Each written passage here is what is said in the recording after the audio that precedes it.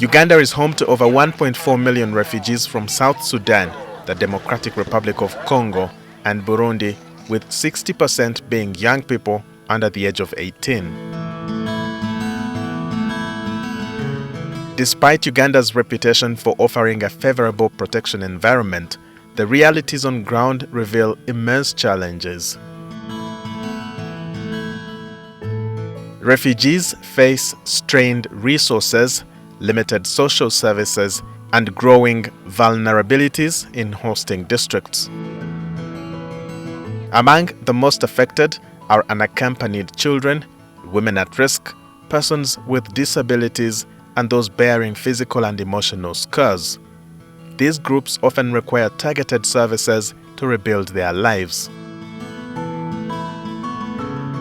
Inter-community tensions in settlements, fueled by unemployment, trauma, and ethnic stereotypes, sometimes lead to violence. Addressing these challenges calls for innovative interventions to foster peace, promote livelihoods, and build resilience.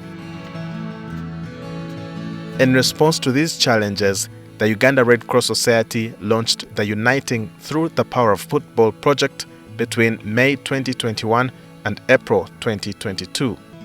One of the games that the Red Cross brought to us was uniting youth through the power of football, whereby we brought to the pitch from the inside door, we came outside door, they brought balls where all these tribes were participated and we play. And that's how we were brought together.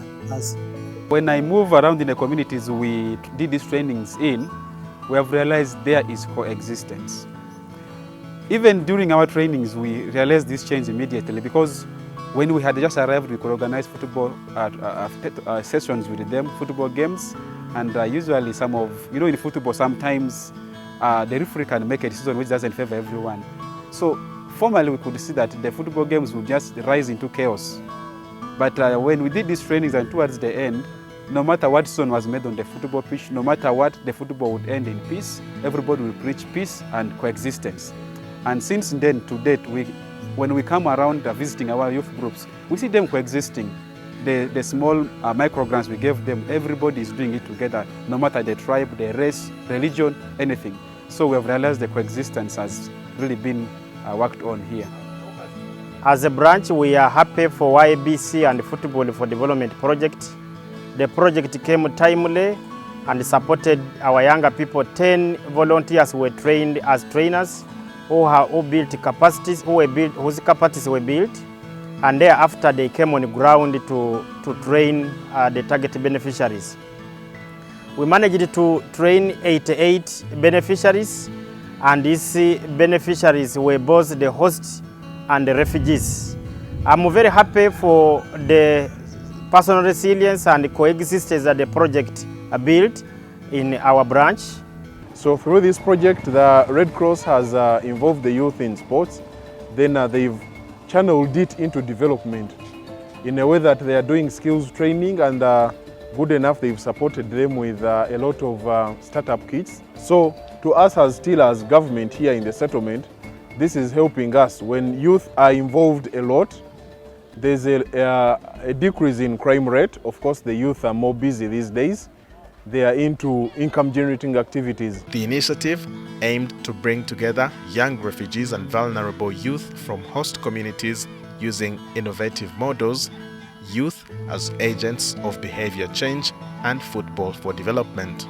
Since I joined the YABC program, I've learned a lot of things like empathy, decision-making, collaborative negotiation, communication, active listening.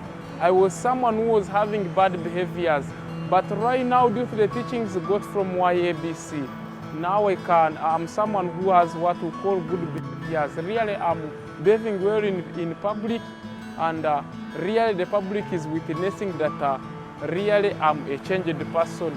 It made me to be confident. That's why even after our school, I contest to be the head girl. And right now, I'm the head girl of our school. Red Cross brought us into class. They educate us on how to be in a self-resilient, to be allowed to stand firm in his own. and how to correlate or coordinate with youth so that we live in harmony.